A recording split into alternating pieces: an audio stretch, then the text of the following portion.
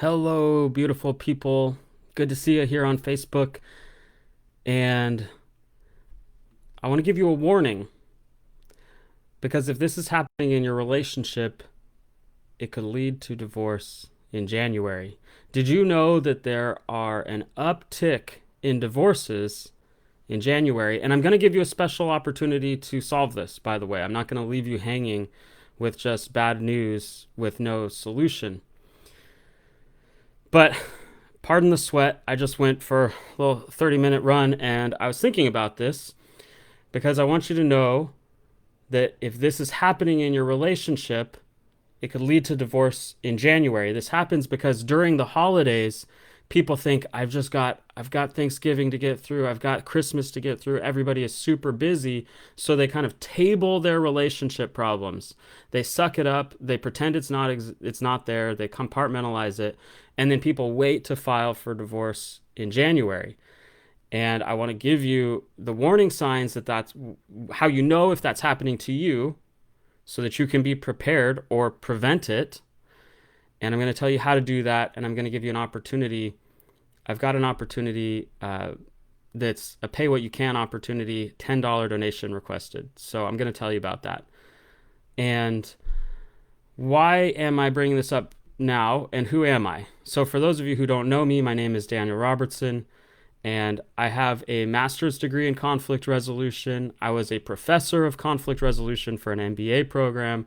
I've been an attorney for over a decade, and I've been a coach, and I'm a certified relationship coach. I've been a coach for a handful of years now. So I'm here. I want to give you an opportunity to learn how to know if there's a problem in your relationship and how to know how to solve that problem.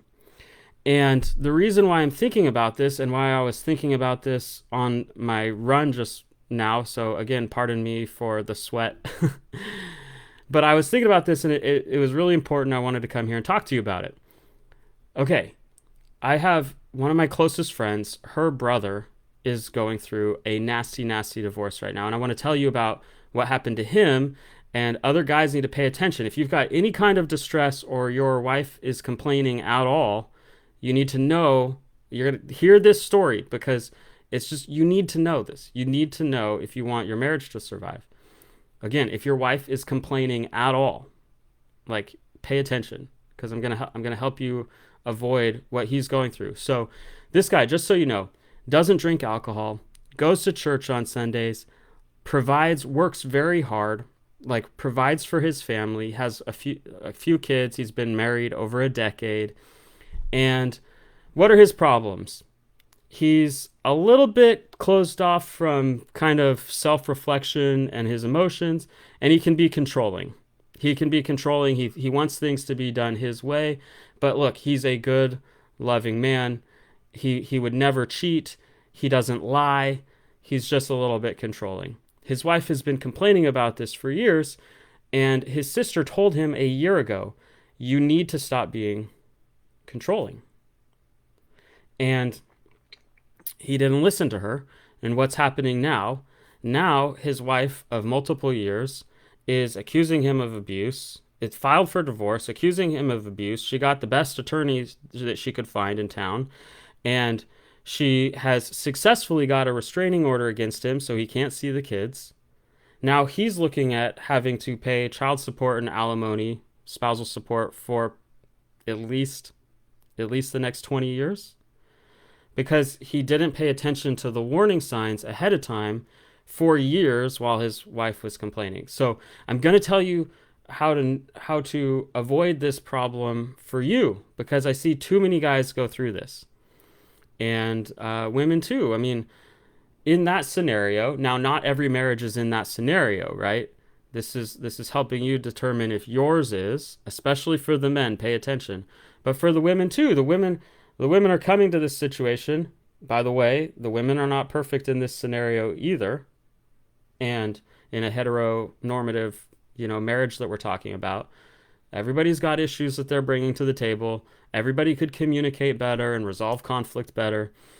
And everybody's playing a role here, right? So she's been complaining for years saying, look, I want to stay married. I need some help getting this to change. with his controlling behaviors, right? And he's just resisting. He's saying, "No, no, everything's fine." And I'm going to give you an analogy that I think will make sense to a lot of men. Me being a man, I can really relate to being really analytical about things. And here's the analogy for you is what happens is these women, I'm setting up the analogy, apologize.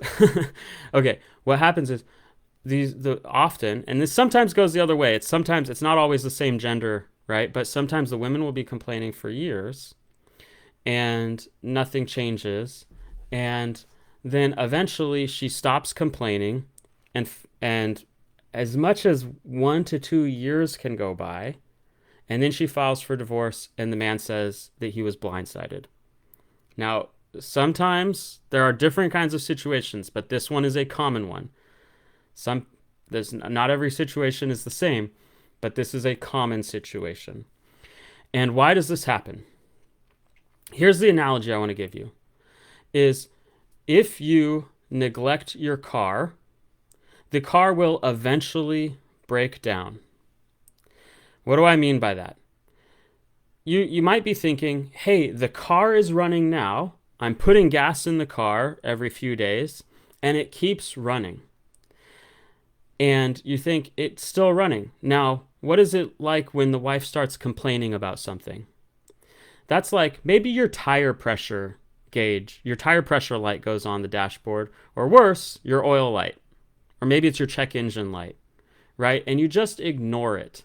Maybe let's say it's your check engine light or your tire pressure gauge. Your tire pressure, you say, you know what? It's just tire pressure, not a big deal. I could just keep driving. The car's driving fine right now. Everything seems to be fine. That warning light probably means nothing. It's just tire pressure. When it warms up, it'll get better. Or you might see the check engine light and think the check engine light probably means nothing. The car's still driving.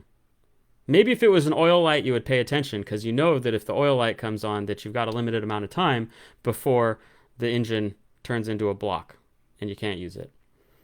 But you might ignore the check engine light and then be upset when you blow a head gasket and the engine won't work until you get it fixed. But what happens? What happens for these guys is most guys know you cannot neglect your car. You have to pay attention to the little warning signs or it turns into a big problem. So you don't do that with your car, and you know that if you ignore the car, that it will eventually lead to a big problem, right? The tire pressure could turn into a blown tire, right? It could lead to a breakdown. So you pay attention to the little things before it turns into a big thing. Now, if you're in a marriage and your wife starts complaining a little bit, you might think, look, the marriage, it's just like my car is still running with a tire pressure light on, just like the car's still running. The marriage still seems to be fine. We're not headed for divorce. That would be ridiculous. This isn't an oil light. This is a check engine light or a tire pressure light. It's not that important. So you think it's not that important. You're sitting there driving in the car. It seems to be running just fine. So here's what happens. You know that you can't neglect the car, but somehow we think that we can neglect the marriage and that the little warning lights mean nothing, right? You wouldn't do that with your car. You can't do that with the marriage. And what happens in marriages? Well, the wife will be complaining. Again, gender could be swapped. It's not always the same. Not every scenario is the same, but this is a common one. Is the wife starts complaining a little bit. She complains, probably for years. Nothing changes. And then she stops complaining for a period. What happens during that period? Well, number one, she has emotionally shut off. This is very common. Is a lot of women will talk about before the divorce, they just got to a point where they were tired of working so hard. They emotionally shut off and stop complaining. They disconnect. It was just too much. So they disconnect. And when that happens, the mistake that some guys make, and you don't want to be this guy, the mistake that some guys make is they think She stopped complaining. Everything must be totally fine. Finally, everything's better. She stopped complaining. Wrong. If she was complaining for years, nothing changed, and she stopped complaining, that means she emotionally disconnected, and you are in grave danger of her filing for divorce, because what most women do is they will plan for a year to 2 years before filing. So they will plan their exit for a year to 2 years. So you've got that window of your last opportunity to save the marriage. Okay, so what do you do if you're in this situation? If you're resonating with what I'm saying and you're saying, oh, shoot, yeah, Daniel, what you're saying sounds like my situation. What you can do is on Sunday coming up, I've got a link down here in the comments. By the way, if you have questions, I'm happy to answer your questions live. But, and if this is helpful, just let me know it's helpful. And if it's not helpful, tell me this is not helpful, Daniel. Or tell me if you think I'm wrong. But there's a link in the comments. Okay, look, I have clients who pay me for one-on-one support, but I'm not asking you for one-on-one support prices. On Sundays, this is my opportunity to give back and just to spend time with people who need access to solutions. So this is a pay what you can event. It's a $10 donation request. So the link is down in the comments, and we're going to be there on Sunday. If you can't make it on Sunday, just message me to book a call, and I'll book a one-on-one call with you, and we can solve your problem.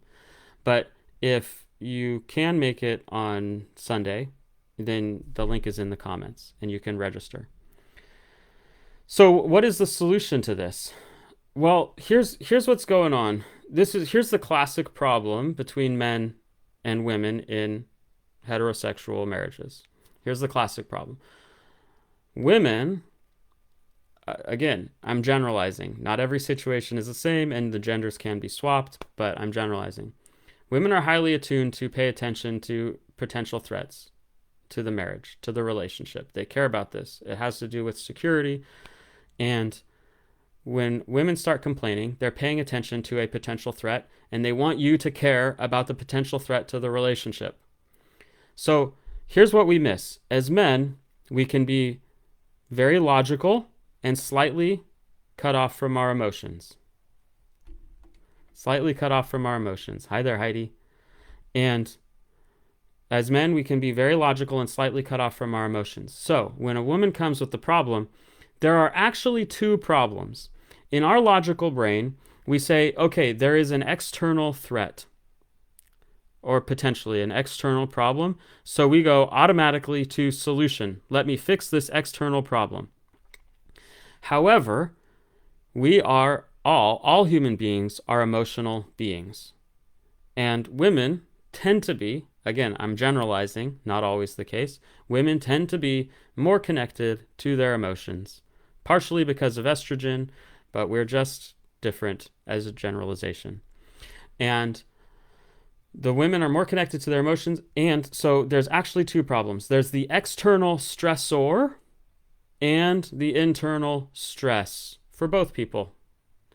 So if you are only solving one problem, the external stressor, which matters, you are ignoring the other problem of the internal stress.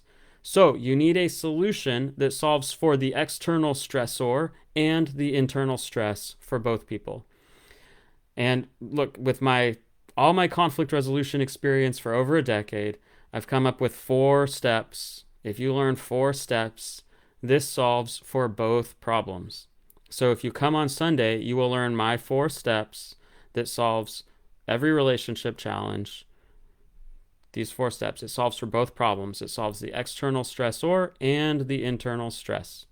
It gives you a 4-step framework that you can follow every time that will solve both problems and keep your marriage on track.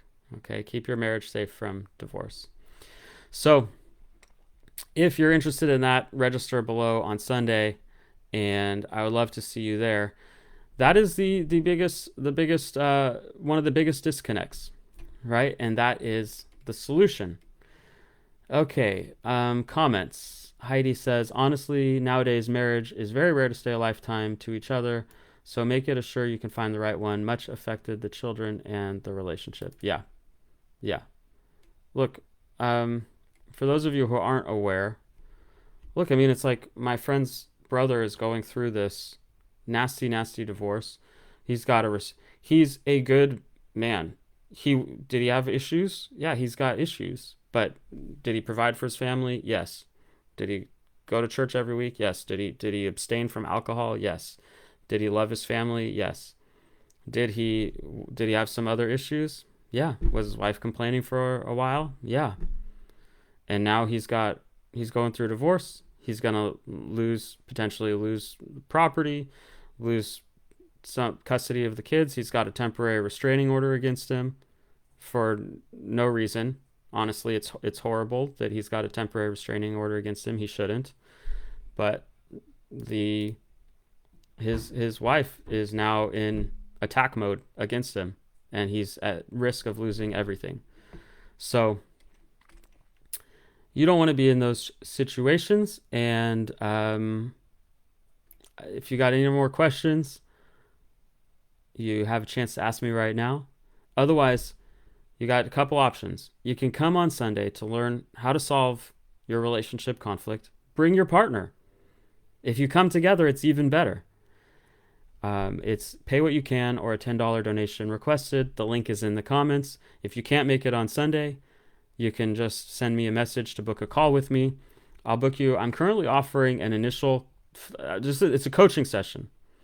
I'm not offering you a sales call. I'm offering you a coaching session for $99 if you want one-on-one support with me. So I've never offered it that low in the past.